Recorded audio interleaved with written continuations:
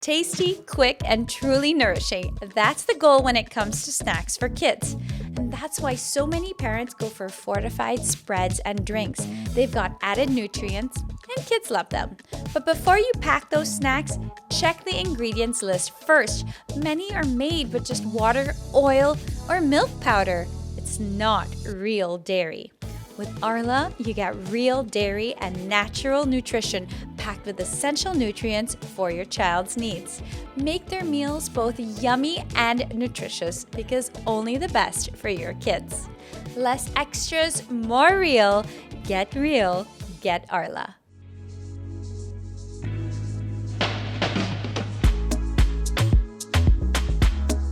Hi guys, welcome back to another episode of Soulful Feasts, bite-sized information to nourish your body, mind, and spirit. I'm your host, Stephanie Zubiri, and if this is your first time, I'm so excited to have you here today. We have an incredible guest. So if you like this episode, don't forget to follow us, to like this page, and share this podcast with your friends. Today, we are going to be talking about everything pink. It's Think Pink because it is Breast Cancer Awareness Month.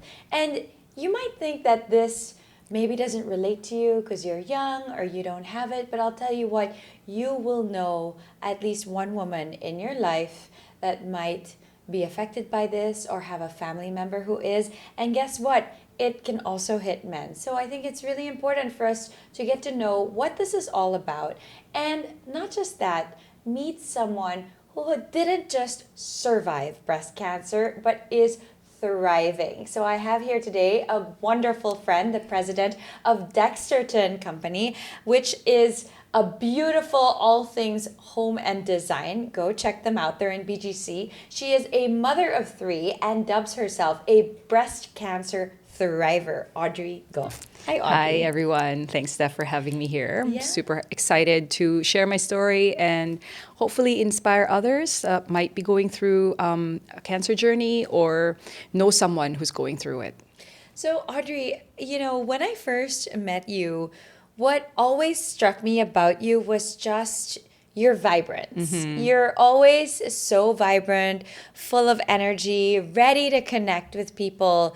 And almost immediately, you really shared your story with me. Mm-hmm. And I was struck by how much difficulty and challenges and grief you had gone through, and then yet look at you so radiant, right? Yeah. Can you share a little bit about your personal journey? Mm-hmm. Not just with cancer, but there's a lot more to that. Sure. I think the first thing that I want to say is the reason why I guess I approach life with that kind of radiance or energy is when I went through what I went through, I told myself that if I'm able to continue to thrive, one of my goals would be to be an example for other women to remember that whatever it is, if it's a cancer diagnosis, that during the time that you're going through it, it's really tough. I mean, there's no ways around it, but life goes back to normal. And if not, for me, it was better, life gets better after. And I think I love meeting people and showing them that, you can move on and do great things after. So let's go back to the very first time that you were diagnosed. Okay. How old were you? How old were your kids? Yeah. So I was diagnosed in 2018. At that time, I was, I was 39, and I had my third daughter.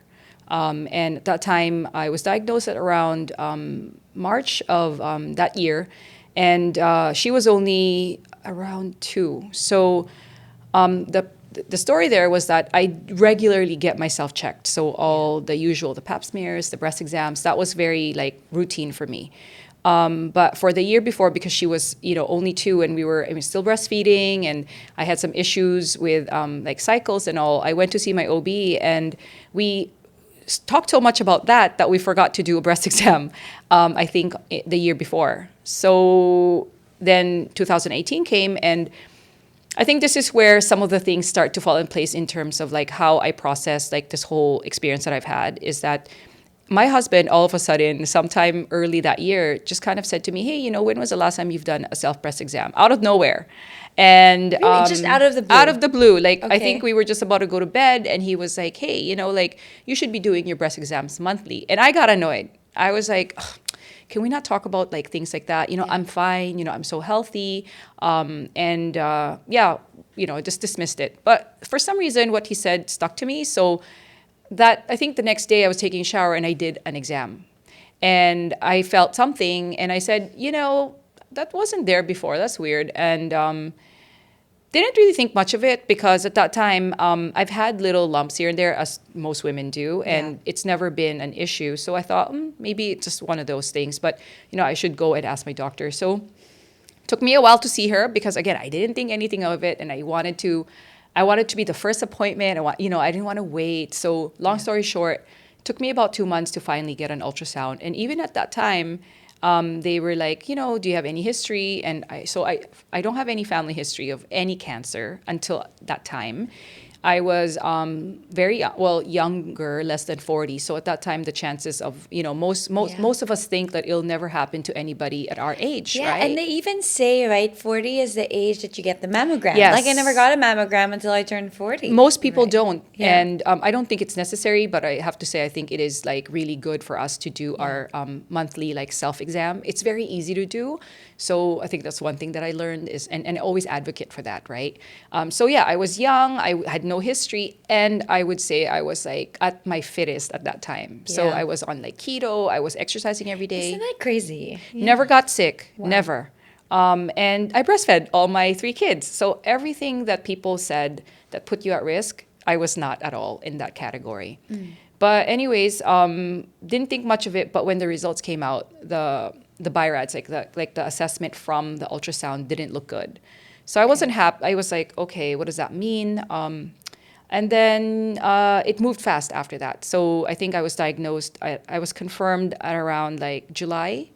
And I was very fortunate that we had some really good friends who were able to connect us to a very good doctor in MD Anderson in Texas, which was like one of the best places to get treated. And again, I'm also very thankful and fortunate that my husband works for an organization where healthcare was covered. So that really wasn't an issue for us in terms of like worrying about the financial difficulty. Yeah. So right off, I really approached this and focused on what I could be, like what I should be thankful for. So there's a lot of gratitude that really I started off with when I had this journey. So that really set me up, that mindset of gratitude.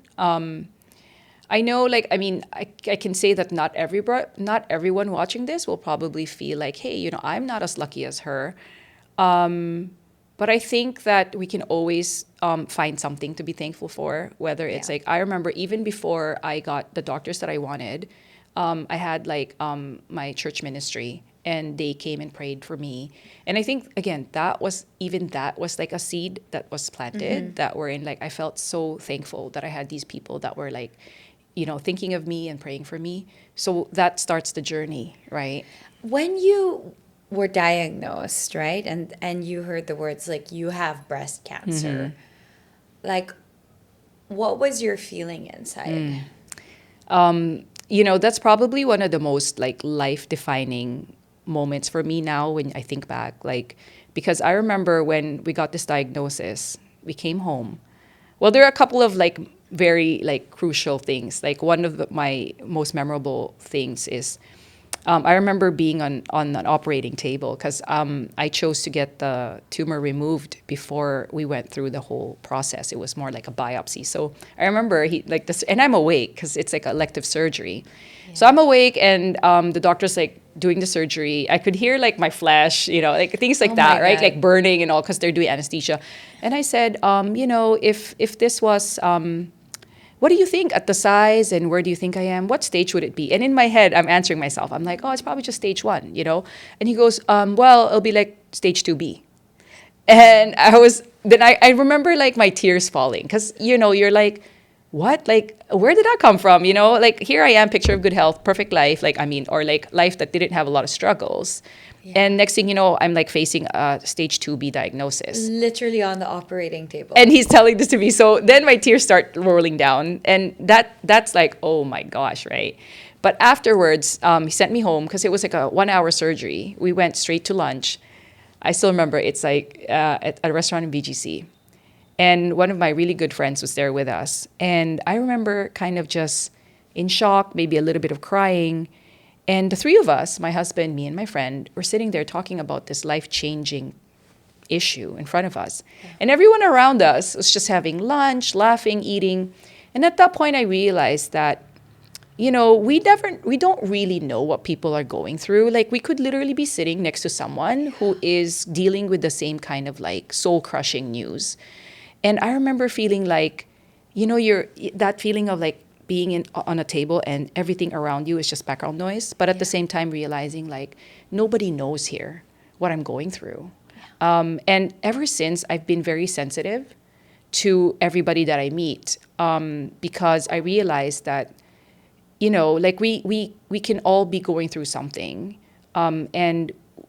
or they could be, and we just don't know, and we just move on, and we go through our lives not knowing, right? And I think this is where compassion and kindness Yeah. comes in, Yeah. like just Yeah. in general to everyone. Yeah. Like sometimes I have to check myself when someone was rude to me or Yeah. really annoying or upsetting, and I have to check myself not to escalate, Yeah. because, well, maybe they are just really going through a rough time and this is just seeping out, and I don't need to add to that, right? And I think that's like a reminder for all of us out there that we really don't know what anyone is going through unless you're close to them, unless it's shared. And a little kindness and compassion and understanding goes a long way. So let's go back to after that. You chose to have a double mastectomy, right? Yeah. Okay. How were your feelings around that? Like, I know it's crazy because as a woman, Yeah. it's quite like a defining feature, and you breastfed all your children, Yeah. and it's like a symbol of nourishment and womanhood. Yeah. And what were all the feelings going on in your head?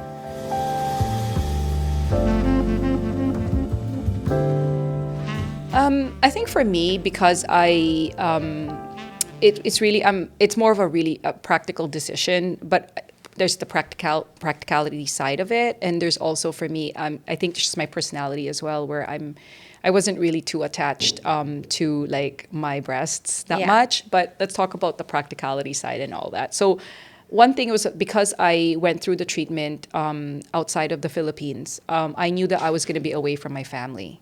And I knew that it was going to be an extended period with just our usual treatments.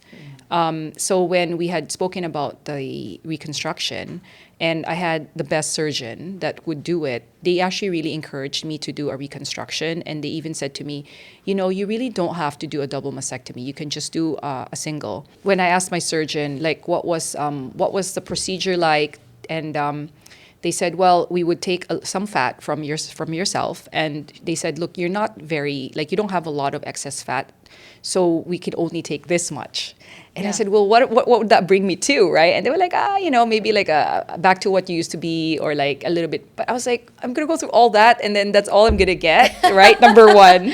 At least make them bigger. Yeah, right? Like, and then the other thing is they said, look, there's, a reconstruction is quite like lengthy. It's a lengthy process because they'd have to put like spacers in, and then they'd have to expand the skin and then put back the implants, and there's like chances of infection.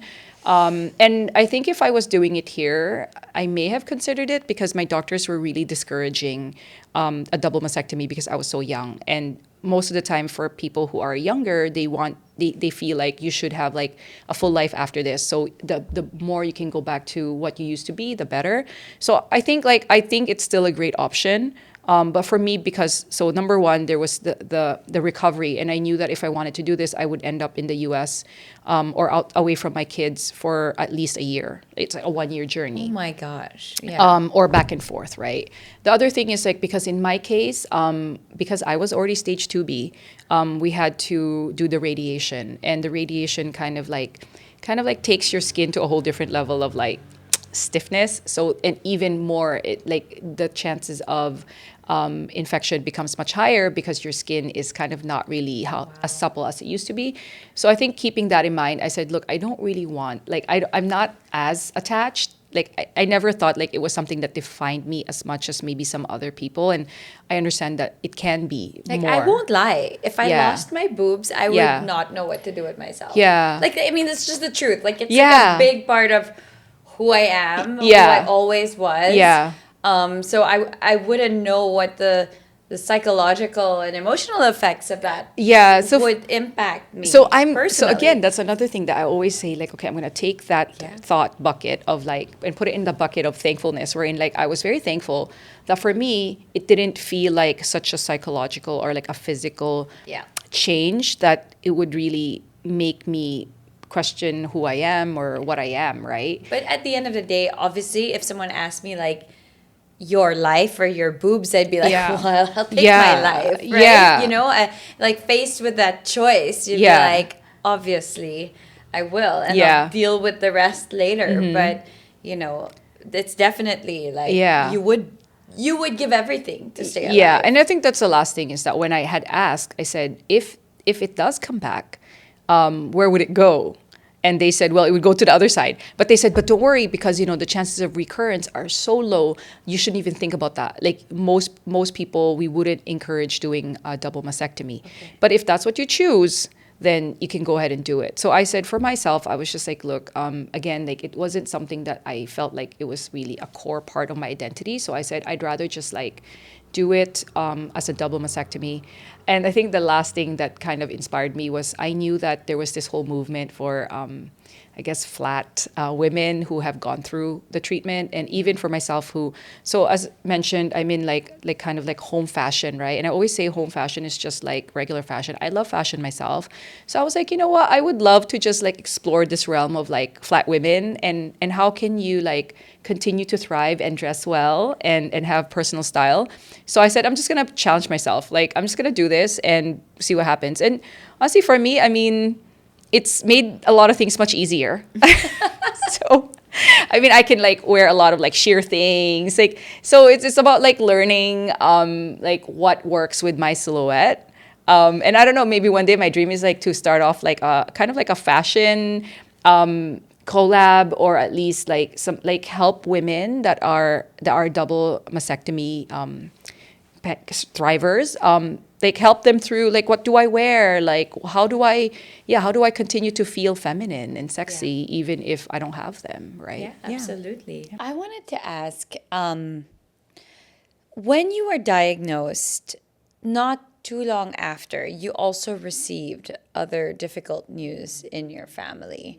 And it was kind of like a really compounded time for you. Mm-hmm. Could you share a little bit more? Yeah, we can share that. So I started my treatment sometime around July, and I finished in February of the following year. So February 2019, come back, and I think a month later, so my eldest brother passed away very suddenly. So we had to deal with losing my brother, and it a month after. So I'm still in recovery. I mean, I was like in remission, but obviously like, you know, I had to be very careful about the stress levels and just making sure that like I'm able to like manage the emotions of that. And then a month later, my dad was diagnosed with late stage pancreatic cancer. So that kind of cancer moves fast. So we had to like, deal with the treatments. And he passed away the following year during the pandemic. Mm-hmm.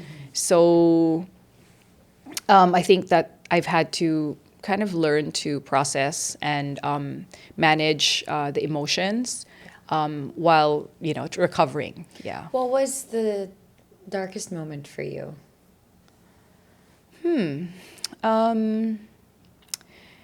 For me, I would say that the most difficult part for me was not during that time. It was really during the time that I was going through the initial parts of the chemo and the treatments.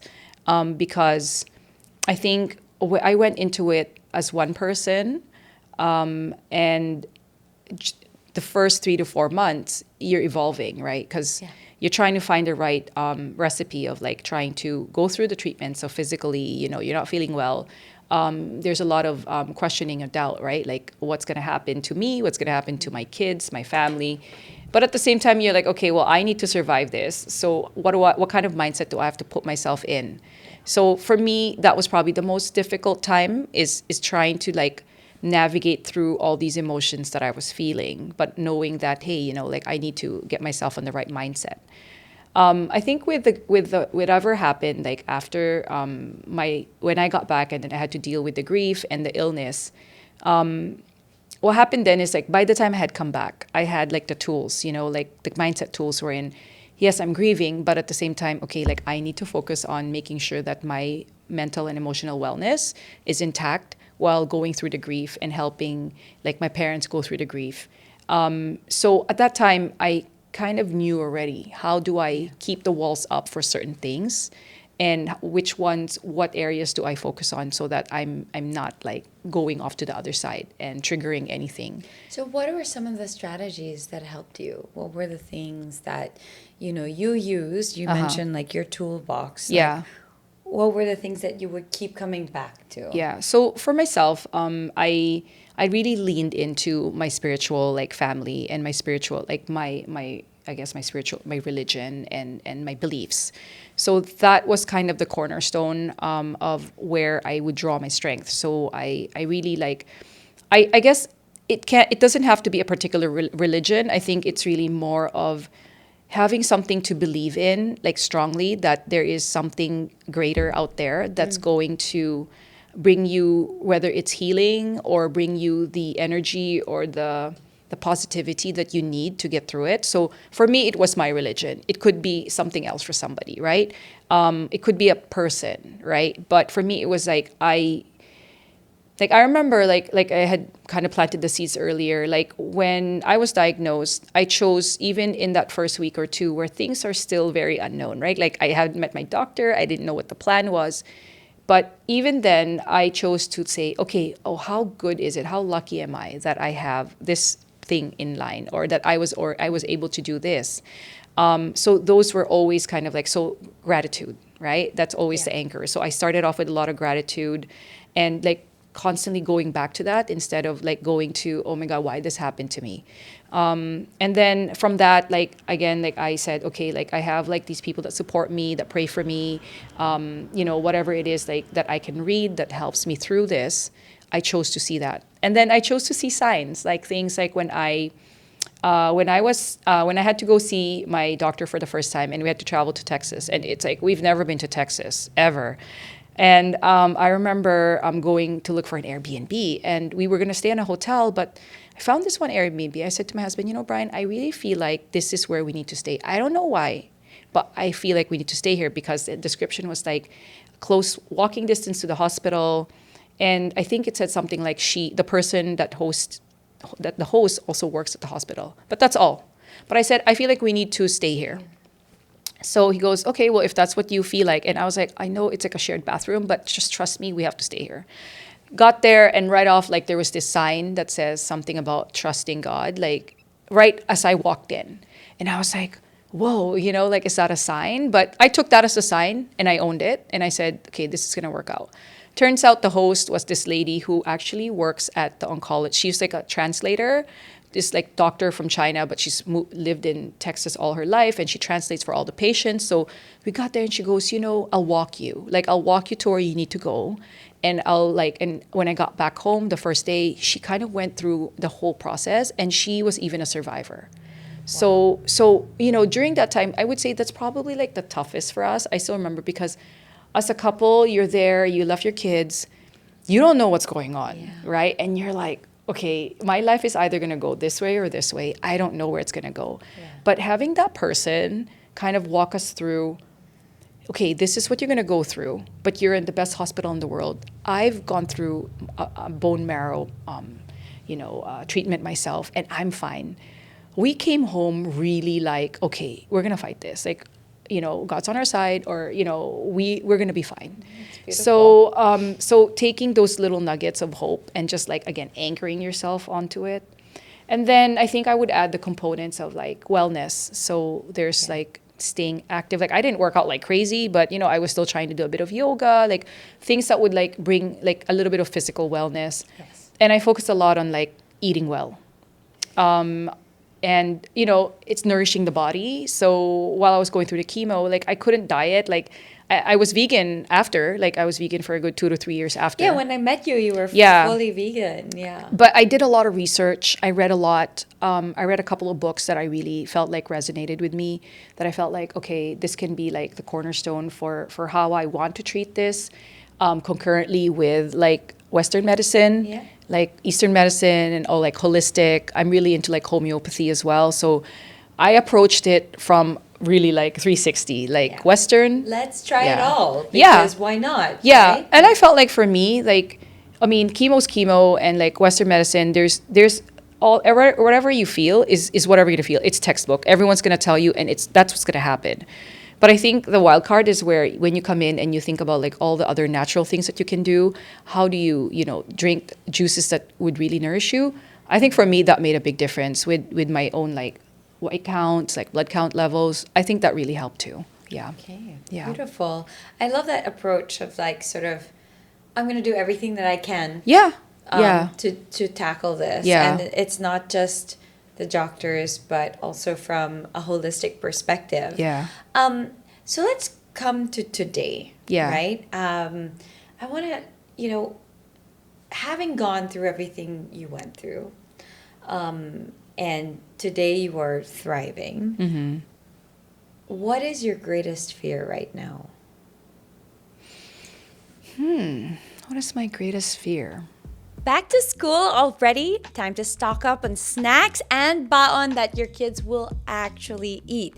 But between picky eaters and packed mornings, how do you keep up with your child's never-ending appetite? You might be tempted to grab those familiar spreads and drinks. Tasty, easy, and yes, fortified with nutrients. And fortified means extra nutrition, right? Well, yes, but did you know those nutrients are usually added into products that aren't even made with real dairy? That chocolatey spread, it might be mostly oil, powder, and water. Still tasty, but not quite the real deal when it comes to natural nutrition. Here's the good news. With Arla, you get real dairy with whole natural ingredients. And it's naturally packed with essential nutrients. No need for a long list of extras. Make school lunches your kids will love and you can feel good about. Choose what's real, packed with love, flavor, and the goodness of Arla. Less extras, more real. Get Arla. I think if I were to just quickly answer that, it would be, I wouldn't be here for my kids. Like, I wouldn't be here to see them walk down the aisle or something like that. But I think that's a very surface level answer because I do, like, because of my own beliefs, I think that I also know the true answer to that there's no such thing as that. I would say that if I were to dig deeper, it would be I want to have a lasting impact. So, and I do live my life as much as possible that way now. We're in, whether it's at work or with people that I meet, I want people to get something out of me. Like, for example, at work, right? Like, I mean, I want to, like, obviously we have to have a successful company, profit and everything, but that's not really like what drives me. It's like, I want to work with people because when I know that when I work with them, at the end of the day, I'm doing like, I'm doing something that contributes to their personal growth, their professional growth. So there's that impact aspect. But it doesn't just, I don't just think about it from like people that I work with, but it's even like, say, if there's a doorman, right? I'm going to go out of my way to be nice, to smile, if I, because, or, like whatever it is, whatever my interaction, it doesn't matter whether it's like the simplest thing or the most complicated thing. It's primarily like, I always think, what kind of impact am I leaving? Am I making that person feel good today? Like if I can, if that little smile makes that person feel valued, that they're doing something good, that's always like my thought. So my biggest fear is, it's like that I've been given this chance to thrive, and I just want to make sure that I'm trying my best to leave like a positive impact on people. Yeah. I love that. It reminds me of this quote by Mary Oliver from her poem, "What are you going to do with your one wild and precious life?" Yep. Right? Yep. Because it is.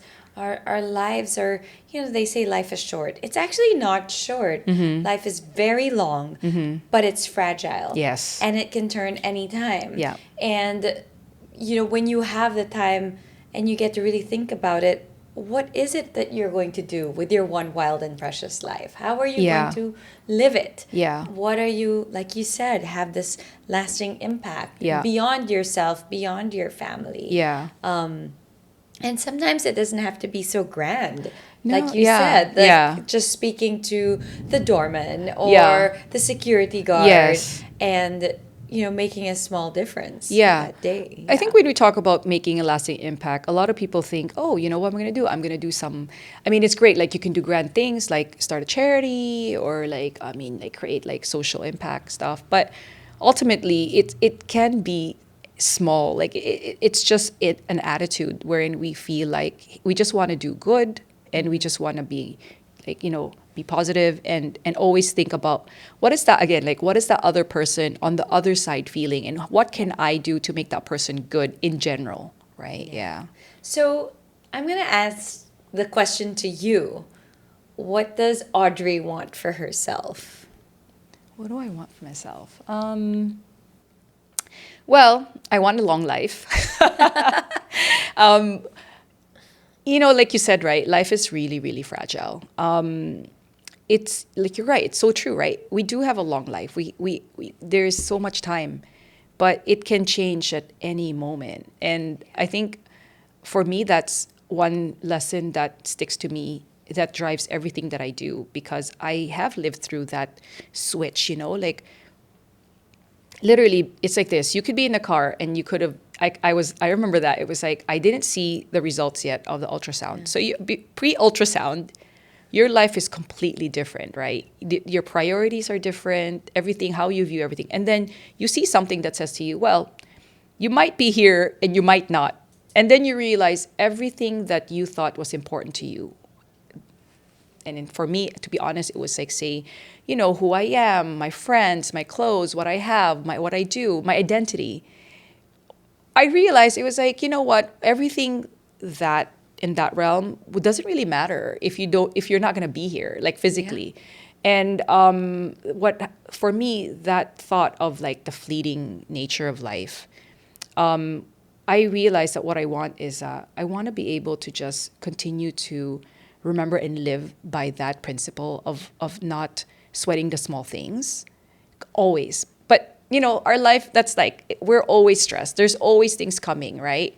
And it will that's part of just being human and being part of this world, right? It's funny because when you become a parent, you become so hyper aware of the passing of time, particularly when your children hit like adolescence, right? So I spoke about this in an upcoming podcast. You'll listen to it, but it's really like I see my eldest son quite literally grow in real time. And every day I feel the sands of time just pouring on my head. Like I'm in that in the sablier, what's it called? Like the hourglass, and just the sands of time just like, whoa, like I'm drowning in this thing.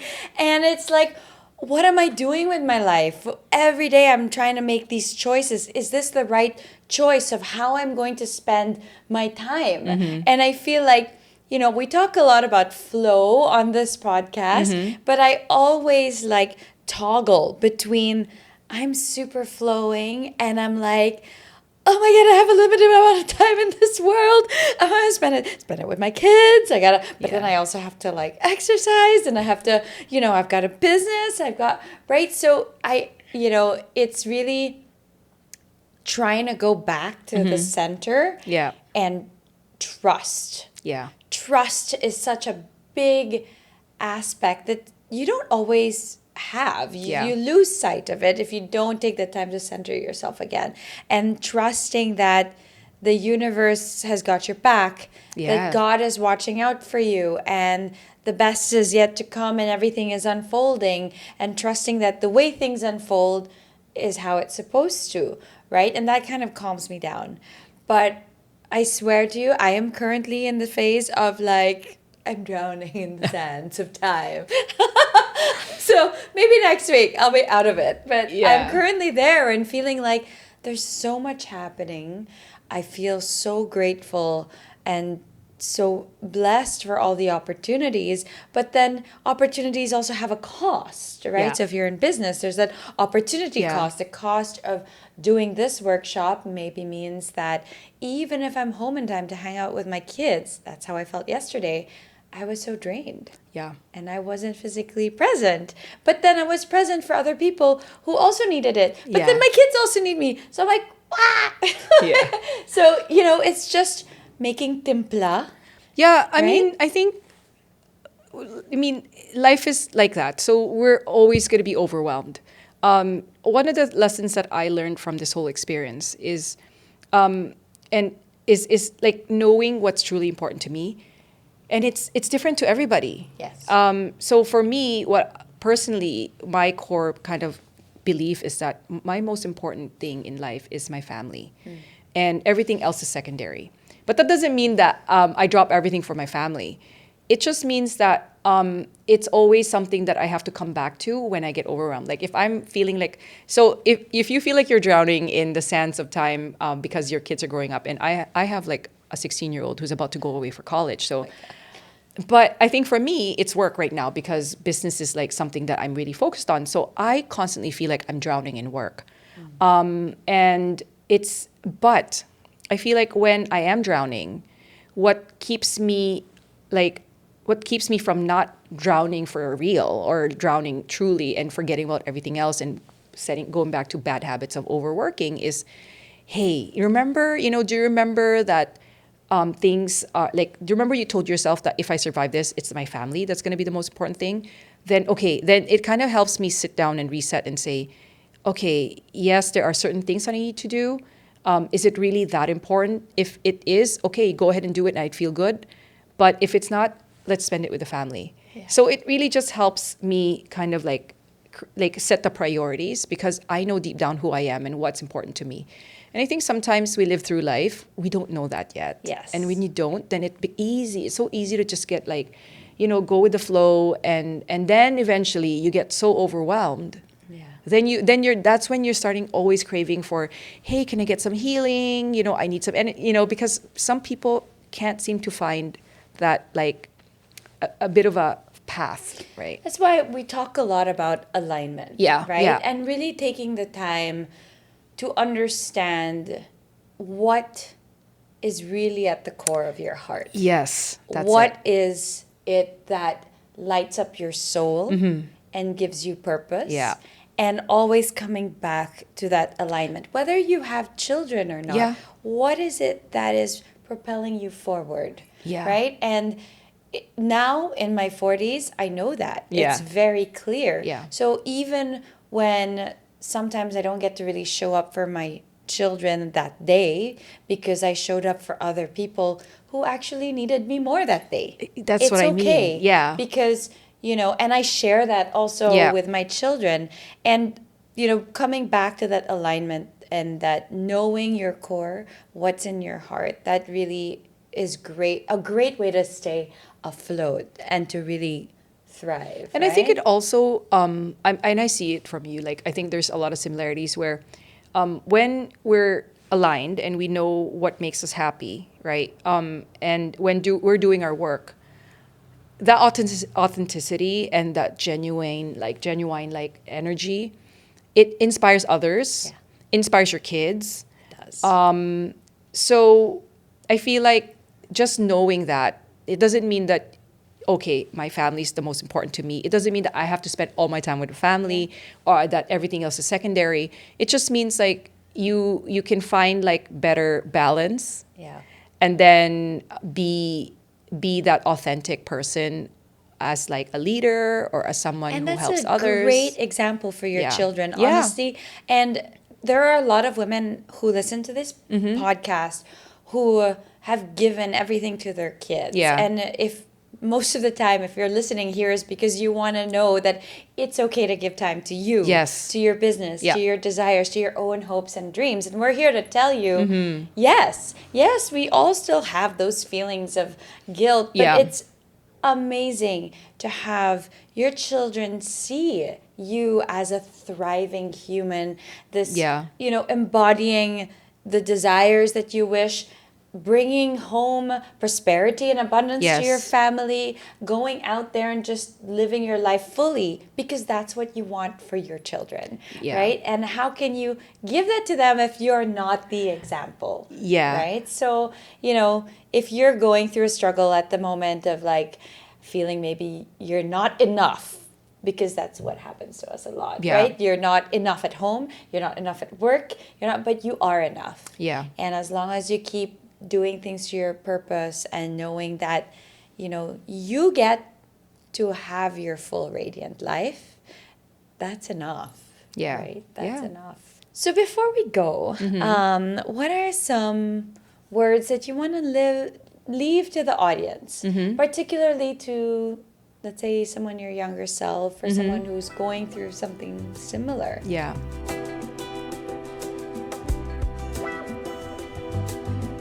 I'd like to say like things happen for a reason. I mean, it's so cliche, right? But maybe it's we life is like a heartbeat. You go through ups, you go through downs. It might go up a bit, go down, go up a bit, and then it'll go up again. And I love that metaphor because that is what we call life, because it's our heartbeat, right? Yeah. When life is never a flat line, or it's not like just going up, because if that's the case, you'd be dead, right? Yeah. So I always think of that we are put in this world to struggle in many ways, but we're also here to struggle and thrive. So with that said, whatever it is that we're going through, say whether it's a cancer diagnosis or some struggles, it will always, like, things will get better. And if you can take on like the right, I guess, like if you can be grateful and you have the right people supporting you, and you can take a mindset and like take whatever it is that you're struggling with and turn it in and take a different perspective and grow from it. It can even be not just the same as before, but even better. And you just have to live life for what's given you at that given day, knowing what's important to you and always remembering that and using that as like your anchor point. That's beautiful. Yeah. Thank you so much. Yeah. On that note, I've been doing a lot of reflections on seasons. And, my parting thoughts for you guys is because here in the Philippines, we just have two seasons. It's hot and then it's rainy, right? But the leaves are almost always green. Things are almost always growing, right? In that sense. Whereas when you go to, let's say, North America or the northern and southern hemispheres, further in the more temperate climates, you really have distinct seasons where there's a season of blossoming, a season of sunshine and abundance. Yes. There's also a season for shedding, like autumn, and a season for death, whether that's a death of old self or old beliefs, a season for hibernation and restoring your energy, for cocooning, for going inward. That's the winter, proverbial winter. And I guess why am I saying this is because I'm really learning to try and relish every season of life, because we do have our different seasons. And sometimes the seasons are very difficult and trying. Sometimes we are in full winter starvation. We're, really grasping at straws, going inward, trying to conserve our resources, waiting for the sunshine to come back. And sometimes we're in our blossoming era. Yeah. And relating to life, there's a time that you're thriving, there's a time that you're growing, there's a time that you're huddled in a cocoon before you can spread your butterfly wings. So embrace every season. Why?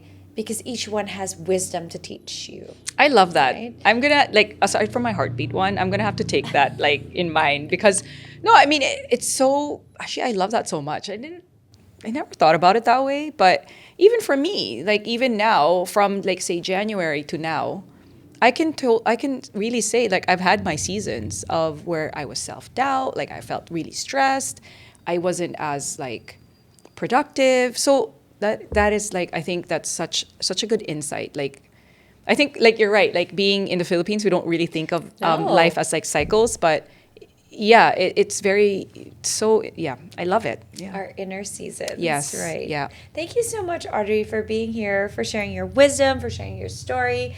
Maybe just a few words of, reminders for women out there to get checked, to Yes. check yourself, Yep. to get the support you need. Yeah. Are there any organizations perhaps that we can reach out to that you're working with, or? Well, number one, first thing is like get checked regularly, or check yourself regularly. A monthly like self breast check when you're taking a shower, or even just before going to bed. I think even when not, and you don't have to wait till you're 40. I think even in your 30s, go and do the checks. It's easy. It doesn't require going to the doctor or anything like that. And yeah, just don't let preconceived notions like, oh, I'm really healthy, I don't have any like breast cancer history. Just do the checks, because I think the earlier you detect, the much easier it is going to be to deal with it. In terms of I guess like looking for support, I mean, there is like I Want to Share Foundation that you can look up to, and we can give the website that you can find some information. We'll put it down here in the comments and description below. for the support that you might need locally. There's also a lot of like online resources that you can check and read about. Life really does get better. There's a lot of things that you can do to, while you're going through it, if you can find the support and like do your own readings as well, and research. Like I think knowing what you're going to fight, and kind of having the right information and tools really will kind of help you as well mentally to get ready for whatever it is, right? Yeah. Thank you so much. Thank you guys for listening. This was such a wonderful, like, heartfelt conversation, and just a wonderful reminder. Again, what are you going to do with your one wild and precious life? You don't need to have cancer or a life-threatening illness to ask yourself that question. And you can ask yourself that question today and make that change today. So thank you for joining us on Soulful Feasts, bite-sized information to nourish your body, mind, and spirit. I hope you feel leaving this conversation empowered. I hope you feel that you are full of hope, and that life is beautiful and it's meant to be lived fully. So thank you so much. Don't forget to share this podcast with anybody that you feel needed to hear this message.